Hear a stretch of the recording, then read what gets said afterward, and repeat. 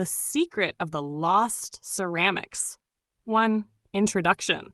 Ayana and Zaki were in the kitchen with their grandmother. The delicious aroma of food filled the air as she stirred a large clay pot. "This recipe has been passed down from generation to generation," Grandma said, smiling. "And in the past, food was stored in special ceramics to make it last longer." Ayana looked at the clay pot with curiosity. "How did they make those ceramics, Grandma?" "They were handmade using very ancient techniques," Grandma explained. "Ceramics have been important to many cultures around the world." Zaki leaned toward Elo, the family's artificial intelligence. "Elo, can you tell us a story about ceramics?" Elo glowed softly and replied, "Of course. Listen carefully."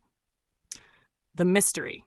Many years ago, in a cave in South America, an archaeologist found a very old piece of pottery, but something was strange. The drawings on the ceramic did not seem to belong to any known culture. The archaeologist investigated further and discovered that the cave had once been inhabited by an ancient people. But who were they? And what did those mysterious symbols mean? Ayana and Zaki looked at Elo with excitement. "We want to find out," they said at the same time. "Then get ready," Elo replied. "We're going to travel with our imagination." The journey. Suddenly, Ayana and Zaki found themselves inside the story. They were in a forest, dressed as young explorers. In front of them was the archaeologist's cave. They entered carefully and observed the walls. There were drawings of people walking from one place to another, carrying ceramics in their hands. An elderly man from a nearby village told them a legend.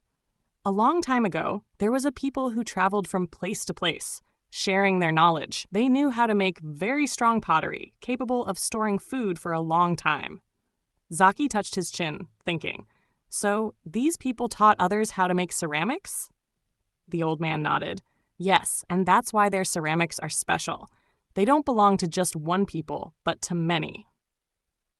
For the revelation, the children understood that pottery was not a single culture, but the result of exchanges between different peoples.